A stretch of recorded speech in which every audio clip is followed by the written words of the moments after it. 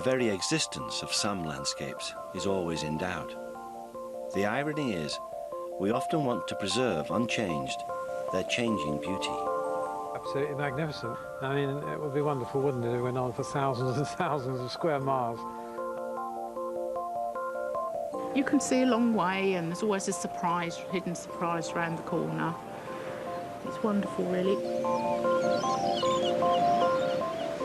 When she gets in the flood, she's there forever. You're married for life, I'm afraid. Till death us do part. That's about it. Perhaps nowhere in Britain is man's relationship with the sea so uncertain as in Romney Marsh on the south coast of England. The great banks of shingle stretching across the Kent and East Sussex coast have been here for at least 6,000 years. They enclose and protect the fragile landscape beyond. The ancient low-lying field systems of Romney Marsh, which were reclaimed from the sea in medieval times. This landscape of shingle bank is as strange as anything to be found in Britain. It definitely is surreal, eerie. You could be on the moon here, couldn't you? Look at that, look at all these shapes over here, where the winds trim the hollies over to the left from the prevailing wind. It's a place that has many voluntary guardians. Amateur historian Dorothy Beck is one of them. She keeps an eye on this unique holly wood of timeless origin. Well, this is the holmstone, and it's a mini forest growing on the beach at Lydd. It's been here since the 8th century that we know of, because it's mentioned in charters in the 8th century. Nobody's really sure how it came to be here. It looks to me as if it was planted, possibly for fodder for animals, because there's nothing here to feed animals on in the winter, is there? Just look about you. No grass, nothing. But holly, if it's cut and wilted, is actually a very nutritious food for animals. And Lydd has always been known for its town flock of sheep. And naturally, they've got to feed them on something in the winter, and I don't think that they sent them all the way up onto the hills, all of them. I think some were kept here and fed perhaps on this. Why do you take such a personal interest in this? It's unique, isn't it? Can't lose something like this. Splendid. Got to look after it. I love it. Further down the coastline, fisherman Jimper Sutton is playing the same waiting game his family have played for centuries. Lovely rainbow out there, isn't it? Have you seen the rainbow? Yeah. Someone's got a bit of rain. Birds are interesting. That's a good sign. There he goes. That was good. Have another hurry. We'll go out and collect the fish in a minute. Before they have them. I don't mind them having the odd fish. It's when they take the bloody lot I get a bit of raw. Our family was fishing when the Doomsday Book was written, because we're actually mentioned in the Doomsday Book. And that was 1086. In 1777, 2 Suttons were hung off Fairlight Cliffs as a warning to other smugglers. So obviously we was about then active on the sea. We know we was in Hastings fishing all through the 1700s and 1800s, and with boat building in Rye. The Suttons have always been in the area. Jimper anchors his kettle nets beneath the sand. He's the last man in Britain to fish this way.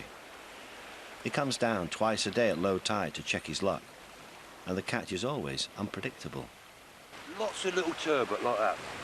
Gorgeous little thing, isn't it? Lovely. Just one his granddad. We do catch them. That's nice. Flounder. Weaver fish. Deadly poisonous. Is it? Oh yeah. Deadly poisonous. I'll get him out and show you. See his spine on his back? Black spine on his back. You just come walking along, you don't see him there. You turn on that and you had it. They've put over 400 people in medical attention for Canberra this year already. Greater Weaver, you watch him bury in the sand.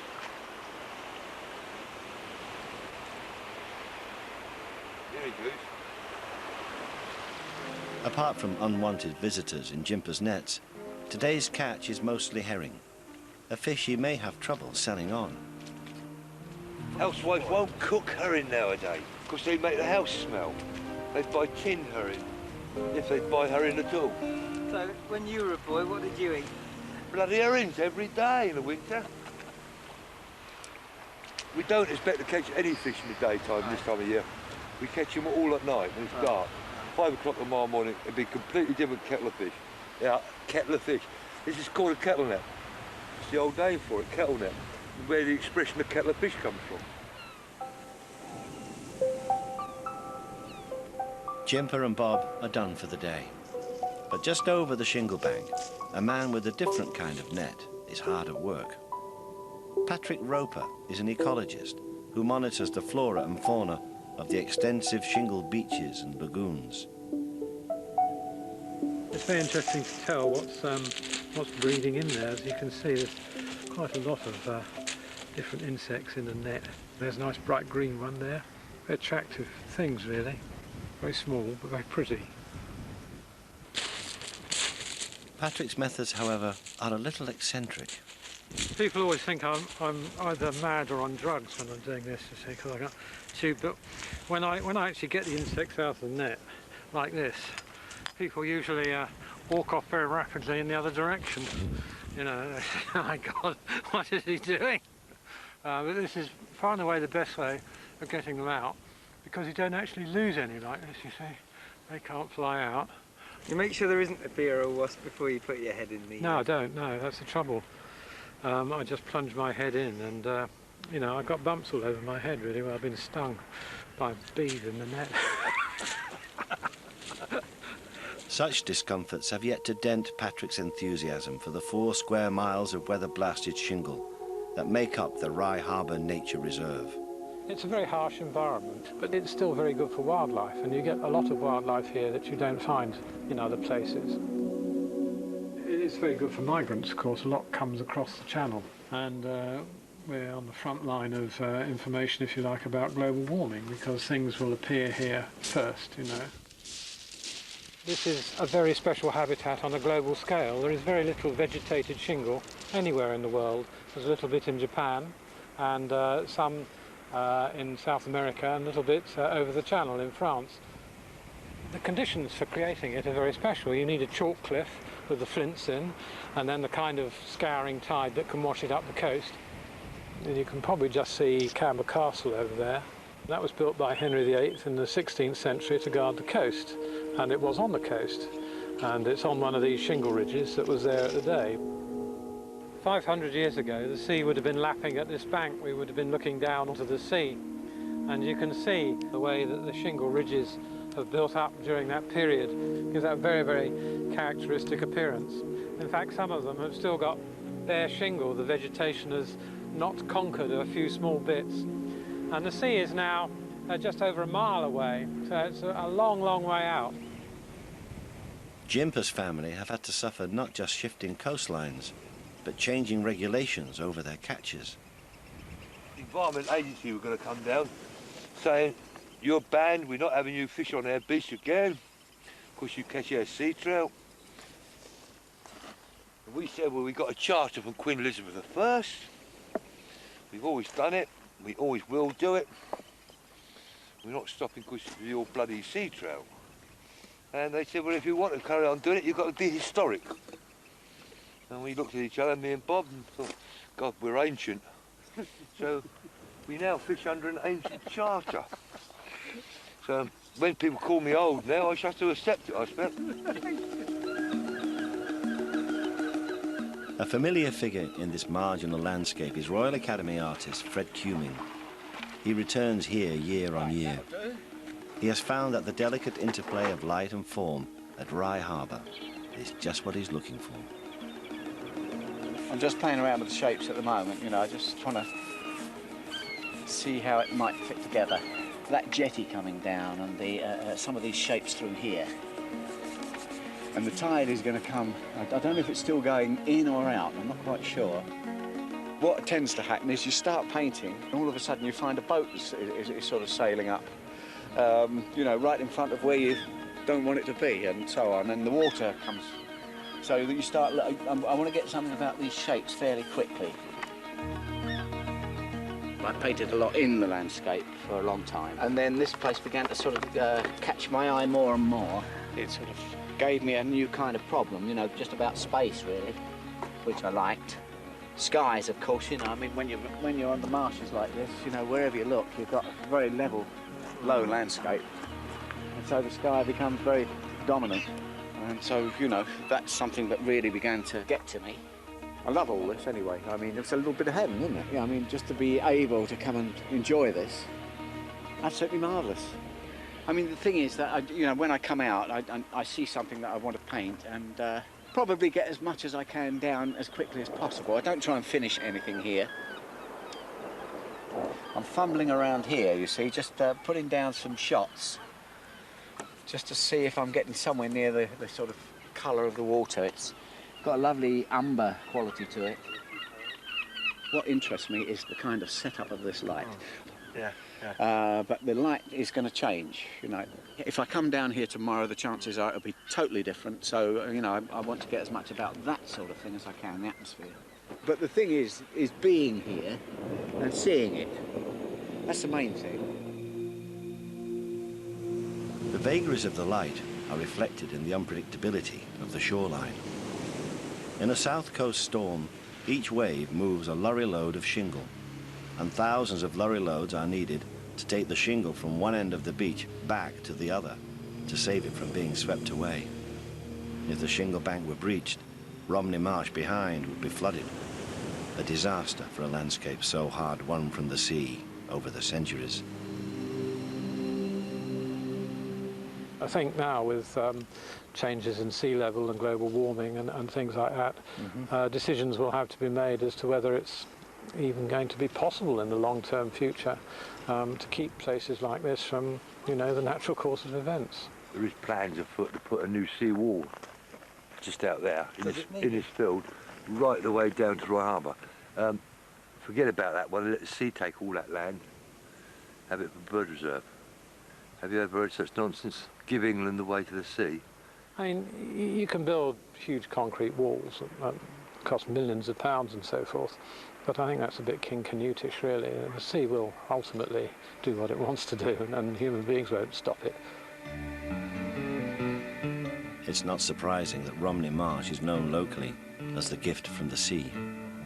The fertile land has been highly valued since medieval times, first for grazing sheep, and more recently for arable farming. It's drained by a network of ditches and channels. This is one of the streams draining the marsh, very important in keeping the thing above water level. It rejoices in the name of Jury's Gut Sewer, and the next one along is called Pigs Creek Petty Sewer. Wonderful names and quite ancient, I imagine.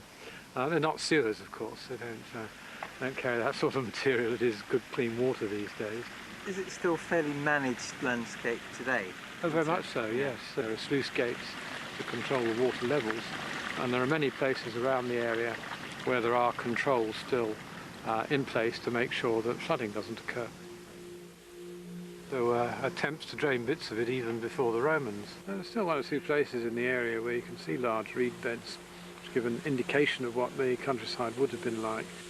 There would have been just huge areas of reed and water and very little dry land. I think when England was fairly settled after the Norman conquest, a lot of work was done then, and by the time you got to the end of the 16th century, most of what we see today had been reclaimed from the sea.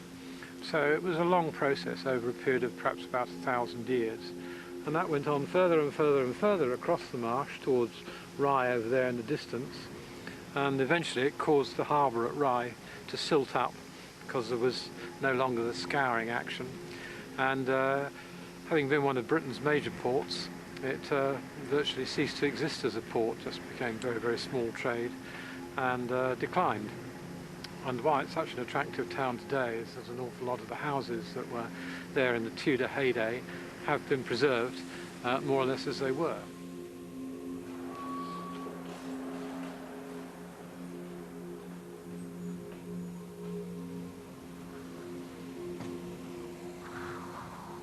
Like Rye, Lydd is another medieval town left high and dry by the sea.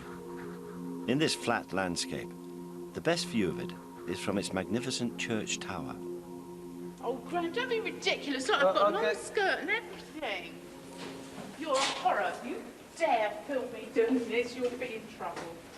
Dorothy and her husband Robert may have lived in the town for 26 years, but they don't often make the tortuous climb up the tower. Yeah, what? Worth it to the view, Dorothy. Right, I'm going to murder you. I really am. Just wait. Put that camera down. I want to whack you. Look at all these wonderful medieval roofs around this building on the end that's painted black by the telephone box. It was built about 1428-29. You can see the old part of it. Do you see the roof's different there? And then next to it is another 15th century building, that white one there. And a bit further along, there's a whole row there that's a 15th century building as well. So that road's called New Street, but the buildings are very old. Don't you ever get bored with the flat landscape round here? No, no, not at all. You can see a long way and there's always a surprise round the corner.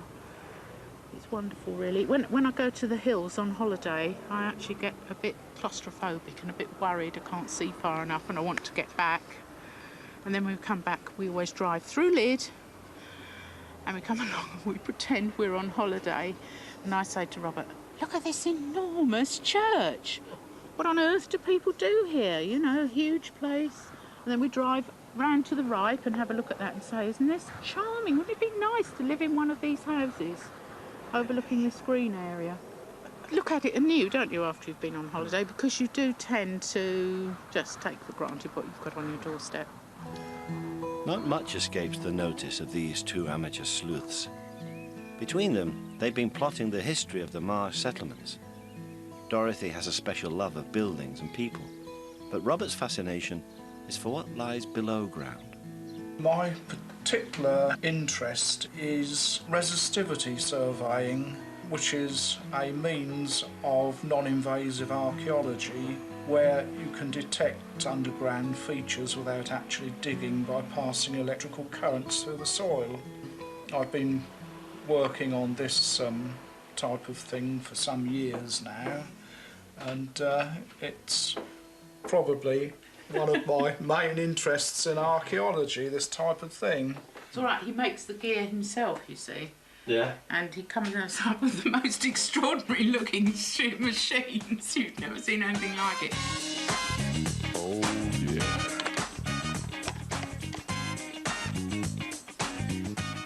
Romney Marsh's answer to Heath Robinson.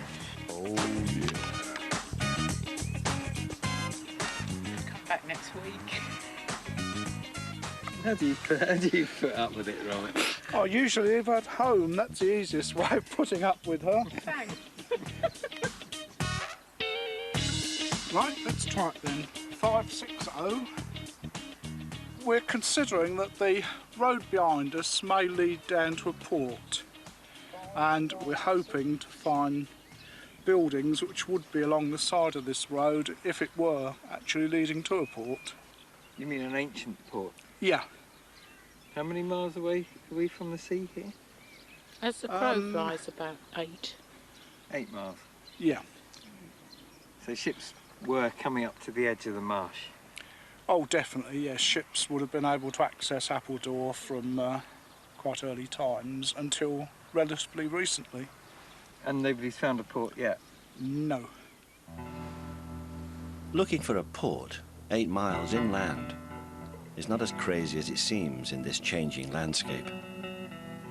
We're on Stone Cliff. We're on the Isle of Oxney, which really was an island. And once upon a time, the sea would have been battering against these sea cliffs in the not so very far distant past. And if you look across the valley there, there's another cliff.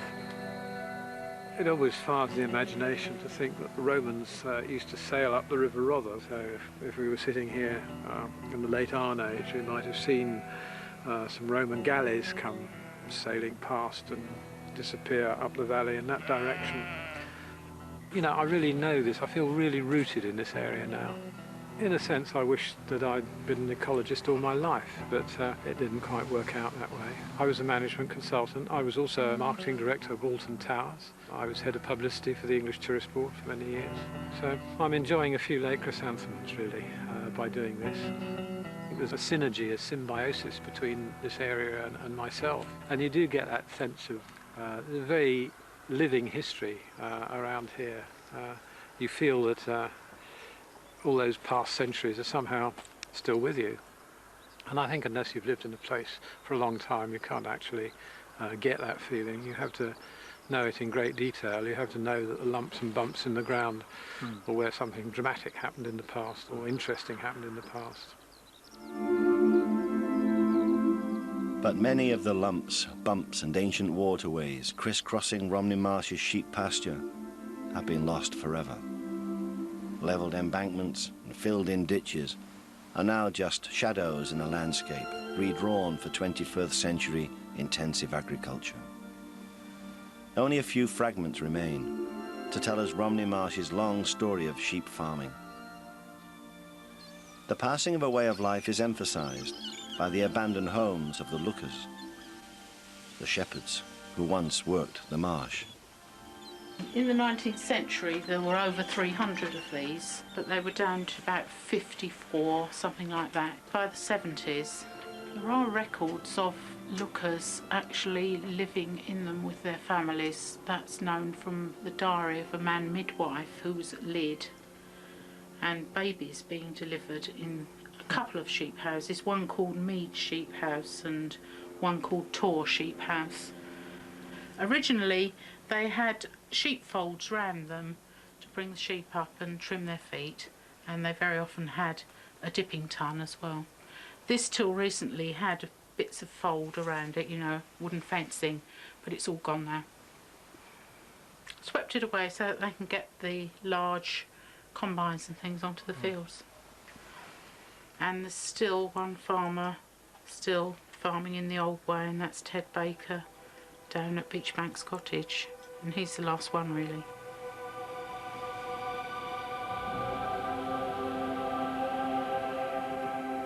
Ted Baker's few acres of pasture have been his home for all his 92 years. Romney sheep, when I was young, the marsh was just full of them. It was one sea of sheep, and of course there's all Romneys. Well, my uncle used to come from Australia to buy this breed to take them back, and that's where the Australians got the Romneys from. Dorothy looks in on Ted from time to time, just to keep an eye on him. Hello, Ted. Here, come here, come here. You've got to look after your leg, you know. What? You've got to look after your leg, you know. Well, yes, I suppose it is a bit queer, isn't it? Do you feel any better today? I thought it was a little better on these fresh pills what we've had. I asked the doctor, could I eat or anything, and he said, you've got lack of iron in the blood. And he never said it was wrong or right. Well, I'm going to make you a fruit cake then, but I won't put any nails in it for the iron. All right. I'll bring it over to you sometime. Oh, thank you. That's very kind of you. That's all right. You deserve it. You've got to look after yourself, you know. I worry about you. Yeah, oh, dear. Well, see this field here? I'm getting on in years, and they said to me the other day, what are you going to do with your lamb when you go? And I said, several people have had their ashes put in this field. Have they? Oh, yes. Men who've worked here and one thing and the other, they've had their ashes brought back, and I said, so I shall have it that you can never plough it and never be sold. Because Romney Marsh, once you plough it, you lose the best of the soil. Say you was keeping 10 sheep to the acre, and if you plough it up, you'll get down to be keeping about 3. I've lived here all my life and I like it. I think that I always like Romney Marsh, yeah. If I could only put the clock back. Yeah, I know. Wouldn't that be nice? Yeah, wouldn't it just, eh? You know, know as much as what you do now. That's right. OK then. Oh, yes. Right, I can see you another day then, Ted. Yes, that's right. Yeah. Well, nice seeing you. And you, Bye. Ted, thank you. All right. Ta-ra then. Bye.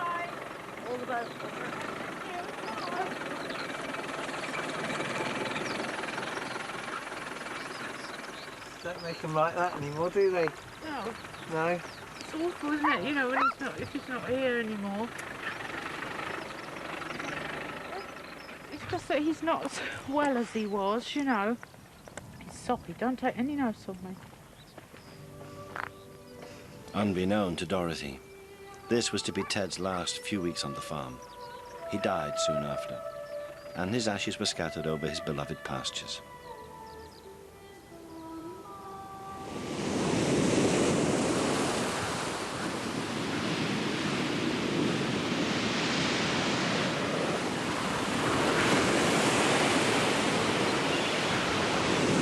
You can only forecast a windy day, but boy, they don't know what wind is. This is more a wind, this is a gale.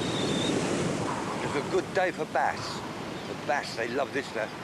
They're right in there where that tide rip is. You see all the weed going down on the tide in a line, about a third wave out. That's where the bass will be today. They come in here, they love it, because stones are being raked back off the beach, stirring all the sand up. And being a predator, there's a ton of food there. And you get a brave man willing to stand out here with a rod, he'd have one or two good fish today. Always with an eye to the sky, the storm has brought Fred out too. What I like about it is it's, you know, the starkness of it, you know, the very simple fact that there is you, a sky, a horizon and a beach, you know, and it's immense. It's a wonderful feeling. As you see today, just a wonderful sea running in, terrific colour, a viridian black. That sky is immense, it's wonderful. Marvellous place, isn't it? I mean, it just keeps on throwing up new ideas. Oh, I love it. That sea is a real widow maker. She's cruel when she's like this. You wouldn't want to go and hold her today. But on a nice, sunny, warm summer's day, she's wonderful. You can caress her and she's nice. And when she's in one of these moods, it's best to keep well away. Let her have her run. She'll calm down. You prefer this to being at home? Yeah. Come down here, it's quite often just come down here for a couple of hours. Instead of sitting indoors, sitting in. My idea of what it should be like. No one inside. Lovely, isn't it? That's really taking that shingle away there now. Digging it out, you can hear it.